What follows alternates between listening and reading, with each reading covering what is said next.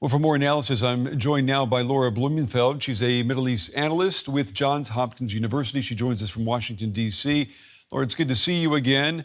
Relocating 2 million people, putting Gaza under U.S. control and rebuilding it with billions in private investments. Is that plan even remotely realistic, legally and practically?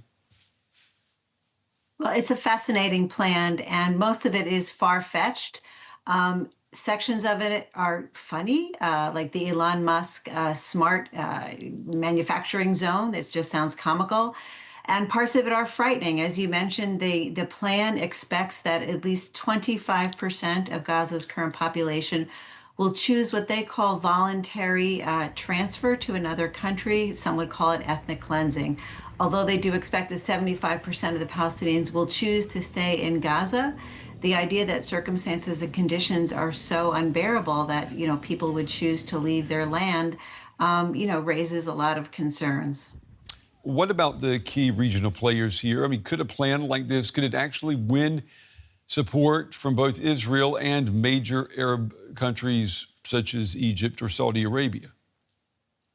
Well, I think it should be clear this isn't so much a plan for an Israeli occupation, but it's really turning Gaza from what they call an Iranian outpost into an American outpost. President Trump, as we know, has been colony shopping, right? He talked about Canada as the next state, or Panama, or acquiring Greenland. So to the extent that the Arab countries buy into this, it just depends on if they want to partner with President Trump. Today, the UAE made very clear that the red line for annexation of the West Bank by Israel would not be acceptable for them. But could they partner with President Trump for some kind of commercial development of the Gaza Strip? I mean, that's an interesting question. I mean, is this a plan by President Trump or by the real estate magnate, Donald Trump? He is one and the same. I mean, what his presidency is about Trump Incorporated. And again, that's a fascinating question because perhaps you could see a 10-year plan like this realized if he were in fact King Trump. But, we'll have a new president, whether it's in 3.5 years or perhaps even sooner. We never know. I can't imagine any Democrat or frankly any Republican wanting to commit so deeply and personally to a strip of land with a terrible, tragic history as Gaza. There has never been a kind of winning proposal for Gaza in the years that we've been struggling with it. I've been to Gaza for decades. And even when it was, under Palestinian leadership, and it was a nice beach, but Khan Yunis never was Khan. It never was going to be a Riviera. And that has to be clear. There's no recognition of the religious connection to the territory, of the ethnic and cultural kind of friction between a Western vision and a traditional Islamic country, which it is today. And let's just assume that this plan is accepted. Let's assume 75% of the Gazans stay. What happens in 10 years when reconstruction has been completed? Will these Gazans, will they be allowed to move back in? I mean, do they get new homes? Do they get new apartments? At what price?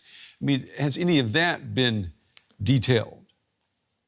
Yes, it's all laid out. And as you showed on the screen earlier, it's a green, beautiful strip of land with kind of steel-built high-rises. It's unrecognizable as the Gaza today or the Gaza of any time. And it talks about a kind of Palestinian political presence. It doesn't call it a Palestinian state because the Israelis have been very clear. Prime Minister Netanyahu has always said that any condition for a Palestinian autonomous entity, state, authority has to remain, security must remain in Israeli hands. And certainly after October 7th, I don't see the Israelis turning over security or the military to the Palestinians. And could this plan, or the suggestion of it, could it actually make things worse by fueling the anger and deepening the conflict? Well, the hope is if it is rejected, at least it will spur a kind of creative thinking by the Arab states themselves or the Palestinians to give them some agency. The French and Saudi Arabia are meeting on September 22nd to come up with their own plan for recognizing Palestinian statehood. Now, in some ways, the hope is that that doesn't become an empty gesture of all words and aspiration, while this Trump plan is kind of a ground up. So if you could marry the two and combine this kind of economic prosperity, aspirational, kind of very gritty ground up plan with a political horizon that the French and the Saudis are presenting, then we'll have something that we can work with. Okay. Laura Blumenfeld with Johns Hopkins University. Laura, as always, we appreciate your